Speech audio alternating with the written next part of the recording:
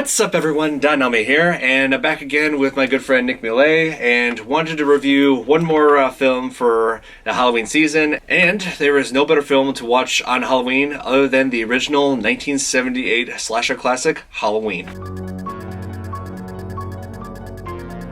So Halloween was written, directed by John Carpenter, master of horror. He's been behind so many different horror films over the decades. Including The Thing, which is one of my favorite horror films of all time. I believe that's my third favorite horror film. Halloween is the fourth. Yep. Yeah. There's also The Fog. Oh, you love The Fog. Christine. Mm-hmm. Prince of Darkness, I think. Yeah, Prince of Darkness. He directed that. They Live. They Live. That's another. Oh yeah. The list basically goes on. 2 Masters of Horror episodes. The 1995 remake of Village of the Damned. Village of the Damned. Yeah, that's one's definitely memorable as well. But Halloween is what truly that was his true masterpiece. I mean, yeah, I just love just everything about it. The music, the suspense, the characters, the actors who brought those characters to life. Like, it's just to me, it's a perfect horror film. It's basically also, not to mention, the classic interpretation of the boogeyman. So, and you know, it's not a real town. It was shot here in our state, Illinois. Although I think technically, it takes place in Illinois, but I think it was actually shot in California. It's like the film takes place in Illinois, but it was actually filmed in L.A. Yeah. Like, I just love the way they made it look like it's October with all the leaves blowing around. And also, the thing about the leaves is that they actually... when they were done with the scene, they just picked up all the leaves and used the same leaves in other scenes. I did not know that. That's actually brand new to me. I didn't know about that. It's pretty clever. Yeah, like pretty clever use of one of the clever ways they have used their budget towards the film, which by the way was about $325,000, if I'm remembering this right. I think that was at least. But also, not to mention, even though it's still a low budget film, it kind of has somewhat of like a kind of student film like aspect to it too, because it does in a way. You have to remember, this was the late 70s, and it was right around the time when, throughout the 70s and eventually into the 80s, you had a lot of the slasher films that came out, but Halloween was really the one that truly started the genre. It did. It's like, because when you think about all the films during that in the 80s, Friday the 13th, Nightmare on Elm Street, Sleepaway Camp, Halloween is not the first slasher film, but this is definitely the film that sparked the whole slasher craze in the 80s. Yeah, I mean, of course, some people may also argue that it was Psycho almost 20 years earlier. I think Psycho, in my opinion, was the one that, kind of inspired what slasher films were going to be. It wasn't really the one that really started, the entire craze. Right. But it kind of basically was like the birthplace, if you will, of the slasher craze. So that would eventually be repeated partially throughout the 70s up till when Halloween came out in 1978. And then Halloween, here, put it this way. Psycho was kind of the infancy of the slasher craze. Halloween was the one that just basically made as they sometimes say, would make the 80s an awesome era. Oh, yeah. And Halloween is what started the career of Jamie Lee Curtis. I believe she was she was really young back then. She was only like 17 years old when she did that. Her character was 17. Her character was 17. Yeah. And I believe the reason why John Carpenter wanted her in this is because he thought back at how, when you mentioned Psycho, how Alfred Hitchcock started Janet Leigh's career with Psycho. Pretty huge role, but and John Carpenter wanted to do the same thing for her daughter, Jamie Lee Curtis. Like mother, like daughter. Yeah, both are scream queens. Indeed, yeah, and I don't think, There's been several other, the classic 3 scream queens out there, Linnea Quigley, I can't remember the other names for some reason, but Jamie Lee Curtis, though, will always be a great scream queen. Oh yeah, she's one of the biggest. And Halloween serves as the start for one of the most terrifying villains in horror film history, Michael Myers. When John Carpenter created Michael Myers, he wanted him to not just create, just some villain, generic, always after everybody. He wanted to create this being that serves as this embodiment of pure evil, something that has no conscience, has no remorse over his actions. Yeah, he's like basically like an inhuman entity. Like, in the end, it's like he only appears human, but he's not really human in a way. He just whatever crosses his path, he's willing to take your life for it. He is. You could even see it, well, just his mask embodies that as well, because you see, when you look at his mask, it's just like an emotionless face, completely white, pale, nothing. Black eyes, completely devoid of any humanity. It's like you cannot tell if he's feeling terrible what he's doing or if he's actually enjoying what he's doing. It's like you can never tell exactly what his emotions are. Is he loving what he's doing? Is he hating what he's doing? You can't tell because it's just an expressionless face. Exactly. And it's pretty crazy how they managed to take because was it a William Shatner mask that they morphed into? They altered to create that mask? Yeah, I think it was a William Shatner Star Trek mask that they spray painted. Dyed the hair. They dyed the hair, and I actually do have a filmmaker friend of mine. Actually, I think it's one of John Carpenter's friends who actually has one of the original masks, and he explained how he still has that mask even 40 years later. Wow. I remember my parents, when they saw Halloween, I watched it with them years back, and then you see more like parts of like a film. I think they saw the first and second film, so you see Michael getting stabbed, Michael getting shot off of a balcony, Michael getting shot multiple times again, getting set on fire, and they're just like, why doesn't he ever die? And I was like, well, Michael is the embodiment of pure evil, and as we know, evil does not die. I actually should point something out about that now that you mentioned that. This is actually something our friend Adam has told me about. Mm-hmm. That scene right at the end of the first Halloween when Donald Pleasance, Dr. Samuel Lewis, shoots Michael and he falls off the balcony when he goes to check and his body's gone. They basically gave the idea that they gave Loomis's expression like he was not surprised that this happened, because you would think, originally thinking, oh, thank God, this guy is dead, and then all of a sudden you look down and he's gone. Most people would be shocked, because you're thinking, how on earth could someone survive something like that? There's just no way. Instead, they made Donald Pleasance's character, Loomis, they basically showed him like, oh boy, he got away. So it's like he knew this was coming. That's what I love about that. It's no other. I mean, as far as I know, no other character of that type, before or after Halloween has really shown that kind of expression, as far as I know. So it's amazing that he knew that was coming. He knew he was going to escape. He's the only person who knew what Michael really was. He made that. He even during that scene where he explained to the sheriff how he knew what his experience was like with Michael. I spent 8 years trying to reach him, and then another 7 trying to keep him locked up, because I realized that what was living behind that boy's eyes was purely and simply evil. Yeah, he's basically kind of like the devil in a way. It's like the blackest eyes, the devil's blackest eyes, blackest eyes, devil's eyes.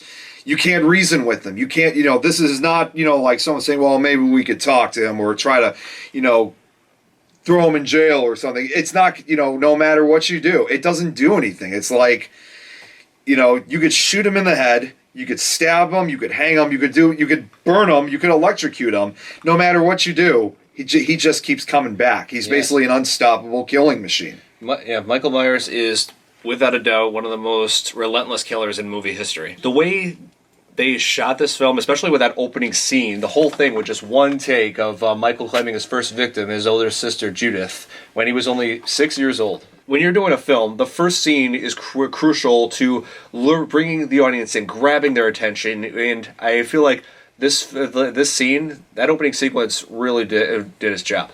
Oh yeah, I mean, you have to remember back in 1978 for a film to start off that way, especially with the plot it has intention to give. In this case, like 6-year-old Michael Myers, murdering his own sister in first-person view. First-person view. First off, that was one of the first films where you really had a good POV shot. Oh, yeah. Compared to, there were a few other ones, but this was the one that really kind of stuck to the actual view of the person. Oh.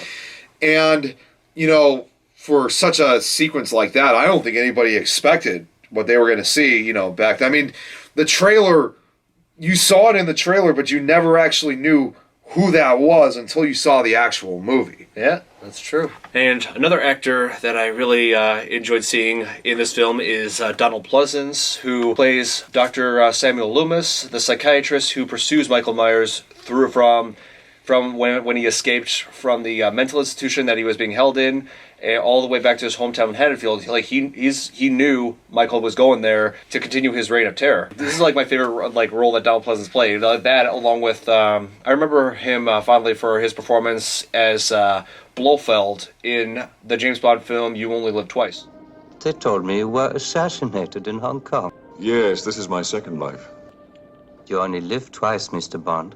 Oh, and I should also mention Dr. Evil from Austin Powers. His design, the design of him, the eye scar and all that, was modeled after. It was based on Donald Pleasance's the way he looked when he played Blofeld, and the actor who played Dr. Evil is named Mike Myers. Yep, indeed. That's so funny you mentioned. I was wondering for years, why did Dr. Evil always have that scar on his face? Like, where on earth did he get that? But now that, years later, years ago when I saw, the scar that would eventually appear on, Dr. Samuel Loomis's face, that explains so much. And not to mention for Donald Pleasance, for the role that he played as that character, I mean, obviously that has to be his most famous role ever. I mean, he's been doing films, I think, since probably the 1940s or 50s. Oh, yeah, long time. He was doing it for a long time. It goes way back. But that's probably one of his most famous, and that's probably why, I saw a similar character with him, kind of in a way, in when he also appeared alongside when he appeared in Dario Argento's Phenomena, because he was in that movie. He was also investigating murders too. With him having a similar character to Halloween, it's just phenomenal. So that's why even to this day, I mean, even though Donald Pleasance, had passed away years ago, I'm still a huge fan of his. Oh yeah, I believe he passed away right around the time when I think just right after they finished filming Halloween 6. Yeah, I think it was around 1995. I think it was like some kind of complication with heart surgery or something or other. He was in his, I think by then he had to have been in his somewhere in his 70s or at least early 80s by then. He was at an old age at the time. Yes. Yeah. And there'll never be another actor like him, that's for sure. Oh yeah, that's true. I can't picture anybody else playing Dr. Loomis besides him. Oh, and also the name Samuel Loomis, the same name as the boyfriend in Psycho. Yeah, that's true. It's just it's just such a weird coincidence. It is. You see all these other movies that have some kind of connection to Halloween. It can't be a coincidence. That had to have been intentional. That's insane. The way that this film was shot in several different scenes, I just love the way they build tension with the way it was edited, the way with the music, and also the music. Like the music is one of the biggest things that this film is known for. And anyway, so especially that scene where Laurie is running out of the house where her friends were killed, and right across the street, and is banging on the door. And as Michael's closing in on her across the street, it switches back and forth of. One shot, he's all the way at the house. One shot, she's banging on the door and asking Tommy to open the door for her. One shot, he's I'm walking right into the street until he's getting closer and closer to her, closing in. It's so odd how, since then, many movies have replicated that scene. And of course, we've all gotten so used to it. But you have to remember, 1978, that was something that was never done before. So I look back at that scene and I just remember thinking to myself, my God, these people back in 78, back when it was in theaters, they must have been having a heart attack back then because you really didn't know if she was going to make it or not in time. So I could see exactly what, I mean, obviously it didn't scare me when I first watched it when I was about 12. But even then, I could see why, it would have been a very effective scene. And not even just that, the music too. Again, hundreds of horror films have replicated, their own music, trying to make it as intense. And while some too have gained success, once again, none of them will do as good as Halloween did. Oh yes, and the theme song alone is just, it's in your head. It's in your head. It'll never be forgotten. And the fact that John Carpenter created that and all the music, like he put like his absolute all into creating this masterpiece. A real independent filmmaker. Oh yes, with a limited budget. Because this goes to show you, like I said, like you don't have to have multi-million dollars to to create something good. I mean, sometimes all it takes is just a good script and the right people to bring that script to life. I mean, there are several examples of independent horror films that become masterpieces, or just very cherished films.